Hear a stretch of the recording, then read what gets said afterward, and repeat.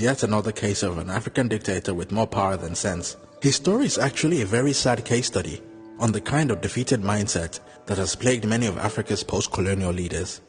You see, long before his rise to power, Bokassa witnessed firsthand the brutal impact of French empire building. His father, Minogdon Bokassa, was killed for staging a village rebellion against the French colonial authorities, and at the tender age of 6, Jean Bedel Bokassa witnessed his own father's death at the hands of the French colonial authorities. His devastated mother was reported to have committed suicide just 1 week later, leaving behind Jean Bedel Bokassa and his 11 siblings. But rather than turn him against the French authorities, this traumatic experience may have had the opposite effect on Bokassa, as it seemed to ingrain a deep-seated inferiority complex that ultimately manifested itself in a maniacal obsession with French imperialism, which was embodied in his love for Napoleon Bonaparte. From the age of 18, Bokassa would dedicate his life to furthering French interests, as he joined the French Free Forces and fought for the French government on deployments to Indochina and Algeria.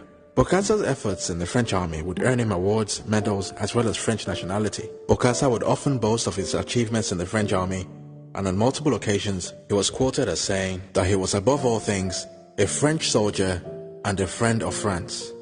But rather ironically, it was his so-called friend Valéry Giscard d'Estaing, the very same man that had sponsored his coronation, that would bring an end to his 13-year stint as the leader of the Central African Republic.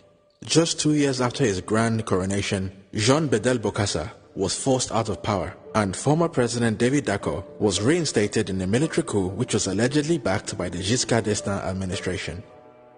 Regardless of the deep-seated psychological issues that influence his behavior, it is very hard to defend the actions of Jean Bedel Bokassa. But nevertheless, his story will always serve as an illustration of why the next generation of African leaders must adopt a new and authentic mindset.